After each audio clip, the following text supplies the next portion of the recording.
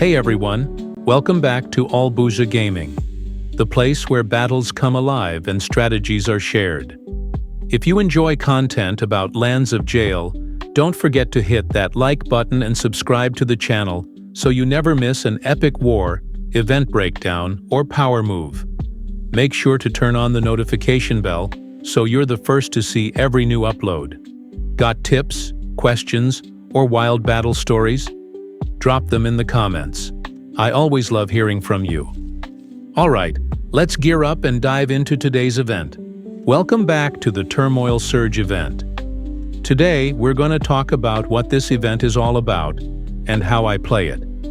Hopefully, you guys can pick up a few things from the way I handle it.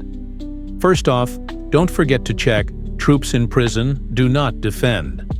This setting is super important if you want to attract your alliance members to help guard your base. Our IDN alliance is now at level 23, which means the marauders attacking the Sentry turrets at level 10 and 20 are super tough. To hold the line, we only deploy troops from F3 and above, up to F5. That's the only way to make sure the defense actually lasts. As we can see, the rewards from the Turmoil Surge event are super important for boosting your troop stats. This is definitely an event you should join regularly, especially if you're F2P. There are several types of rewards: defense point rewards, personal point rewards, and alliance point rewards. For defense point rewards, you can claim them once your defense points reach certain tiers, with the highest tier at 4 million points. But keep in mind, your alliance needs to hit 110 million points total to unlock the final tier. Then there's the personal point rewards, where you're competing with every player in the server to get the highest score. And yeah, it's not easy at all. And finally, the alliance point rewards. If you want to hit that number 1 ranking, your alliance members really need to stay active throughout the event. Now let's move on to the preparation stage before the event starts. Usually, I do this about 1 hour before Turmoil Surge begins.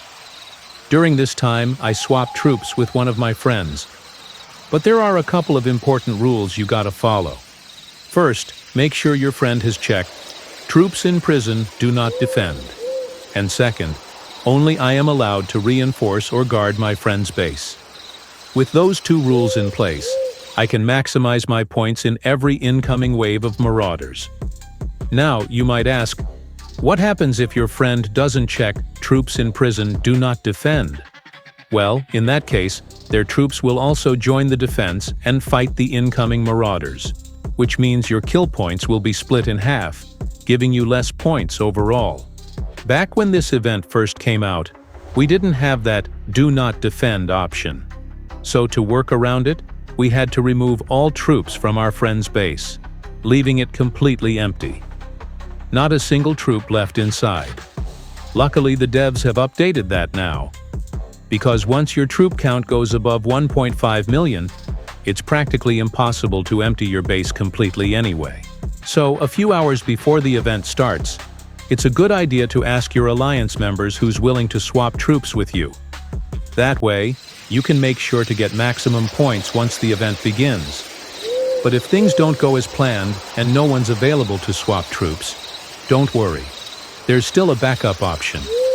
If you have a farm account in the same server, you can ask your R4 or R5 members to invite your farm account into the alliance, as long as there's still an open slot. That way, you can still run the event smoothly and keep racking up those points even without a partner. There will be a total of 20 marauder waves attacking your alliance during Turmoil Surge. At Wave 10 and Wave 20, the marauders will go after the 2 Sentry turrets your alliance has built. Make sure those sentries stay safe and don't burn down, because they actually boost your alliance points. The more sentries that survive, the higher your total alliance score will be. And that can also help your alliance level up for the next Turmoil Surge, which means even more points as the marauder levels increase. That leaves 18 other waves that will attack player bases directly. But here's something important. At Wave 7, 14, and 17, the marauders will only attack players who are online. That means players who are offline including those who are guarding offline bases, won't get any points during those 3 waves.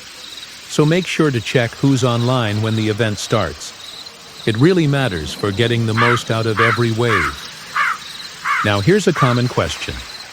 If your farm account is on the same phone and uses the same email login, can it be online at the same time during waves 7, 14, and 17? The answer is yes, it can. You can have both accounts online at the same time under the same email login during those 3 waves. I'll show you exactly how that works later when we reach wave 7. So stay tuned. Now another question.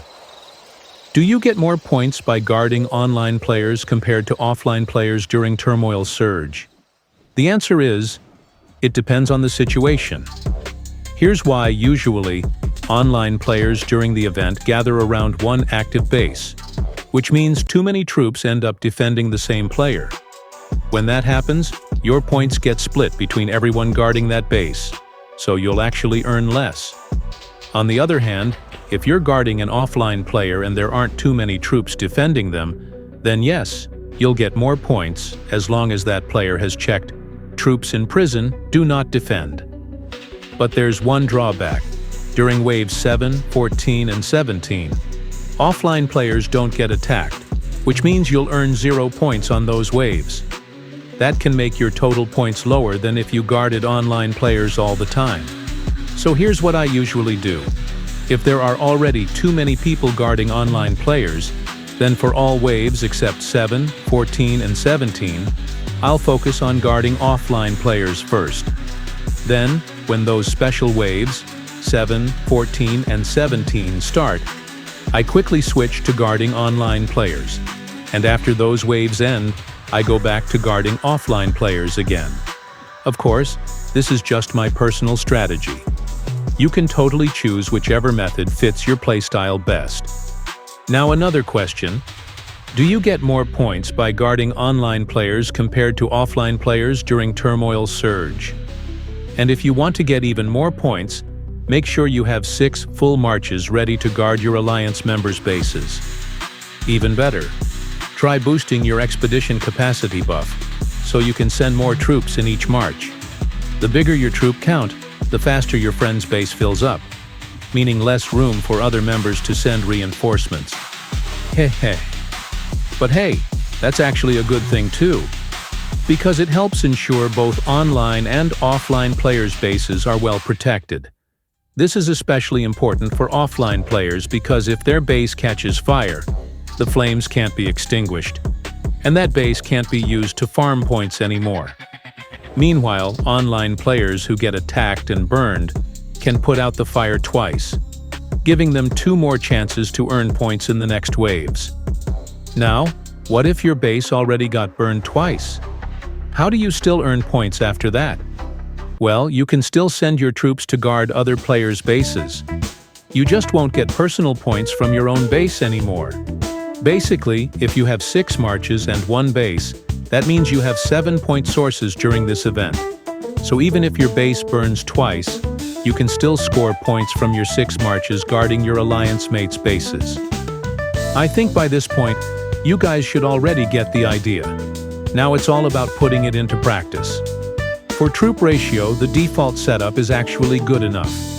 But if you have your own custom ratio, that's fine too. Just make sure your Shieldbearers make up at least 30% of your total troops.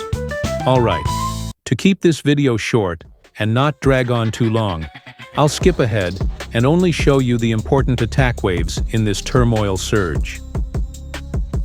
Now take a look at the arrow at the bottom of the screen. You'll see a box showing 6 out of 20, which means we're currently in Wave 6, and Wave 7 is coming up next.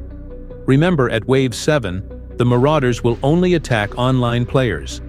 So here, I'm going to recall one of my marches and move it to an online player's base, so I can still earn points during this wave. After that, it's time to log in to your farm account, the one you already sent troops from earlier, so that it also counts as online and can earn points during Waves 7, 14, and 17. The time gap between Wave 6 and Wave 7 is around 2 minutes. So within that short window you need to get ready and make sure you can still earn points during the Wave 7 attack. You can switch to your farm account when the timer shows about 1 minute left before Wave 7 starts. But it's even better if you do it within the last 45 to 30 seconds. That timing gives you the best chance to be fully online and secure those points once the marauders hit. Alright, now let's take a quick look at our defense reports from this Turmoil Surge event. Let's see how our setup's been holding up and how many points we've managed to rack up so far.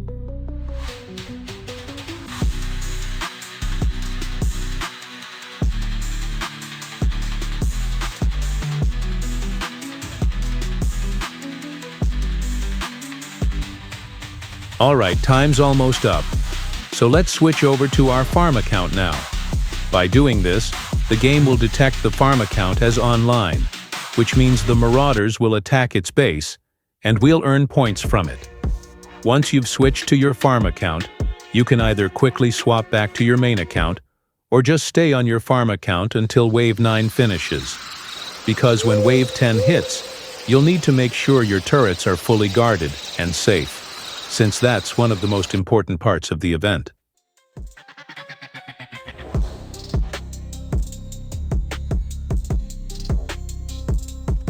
Alright, I think it's about time to switch back to my main account, LOJ. After this, we'll be heading straight into Wave 10, where we'll need to defend the Sentry turrets and make sure they don't get burned down. If you have any questions throughout this video, feel free to drop them in the comments section.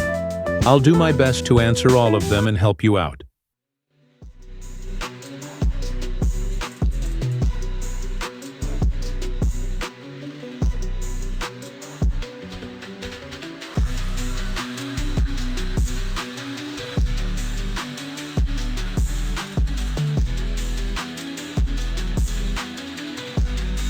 We're now in Wave 9, and the next one, Wave 10, is when the marauders attack the Sentry turrets. At this point, you need to recall your troops from your Alliance members' bases and send them to the Sentries. But here's a tip. If your troops are still low level, it's better to let higher level players take the Sentry positions and defend them. They'll hold much longer and help the Alliance more. In my case, I have to recall my main troops, but since they're quite far away, I'll wait until the marauders attack my friend's base first, so I can still get the points for Wave 9. Then, as soon as that's done, I'll recall my troops right away, return to my base, and send them straight to the Sentry turret.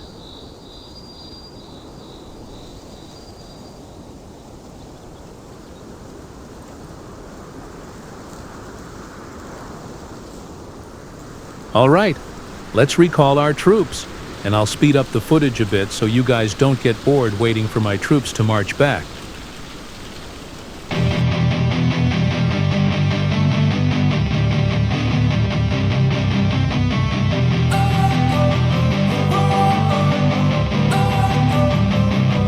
Don't wanna sleep in, cause I got something to prove. I gotta take. Our troops are back. Now let's send them to the Sentry turret to prepare for Wave 10. In the Sentry turret, the top position should always go to the strongest player, the one with the largest rally capacity, so they can hold as many Alliance troops as possible. That way, when the marauders attack, the turret won't get burned down. Because if a turret does burn, then by Wave 20, it can no longer be defended, and that means your Alliance will earn fewer points overall. Oh, and by the way, defending the Sentry turret doesn't give any personal points, so there's no need to fight over who gets to send troops there. Just make sure the turret stays safe and doesn't get destroyed during the attack. Alright, let's speed up the video and see what happens next. Will the marauders burn down our Sentry turret, or can we hold the line and defend it successfully? Let's find out. Let's go! Don't wanna sleep in, cause I got something to prove. I gotta take what I hate and finally make a move. I think of you and all the shit you don't do. Well, I'ma make hella sure that I don't become you. Ha! Our Sentry turret on Wave 10 is still safe, everyone. Now, we need to recall our troops and send them back to our allies' base so we can help defend it and earn more points. From Wave 11 to 13, the Marauders will attack every base in your alliance. Then, during Waves 14 and 17, they'll only attack bases that are currently online. For Waves 15, 16, 18, and 19, the Marauders will once again target all bases in the alliance. I think this part is quite simple to understand, so we don't need to show every wave in detail. Just remember, the highest scoring waves are Wave 7, Wave 14, and especially Wave 17, which gives the most points overall. So make sure you're ready to get points in those 3 waves. Also, keep in mind that the strongest and toughest attacks for individuals happen during Waves 18 and 19. So be sure you have enough troops to defend both your own base and your allies' base. After this, we'll head straight to Wave 20, where the Marauders will only attack the Sentry turret. This is the final and strongest attack, so make sure the leader inside the turret is powerful and has a large rally capacity, so the turret can hold as many alliance troops as possible. We're now on Wave 19, and it's time to prepare for the final attack. Wave 20, where we'll be defending the Sentry turret. If we manage to hold the turret successfully during this final wave, then in the next Turmoil event, we'll have the option to either increase the Marauder level or stay at the same level. But if I were you, I'd say, if you can handle it, go ahead and level up. It's more fun and definitely more challenging. Hehehe. Oh, and one more thing.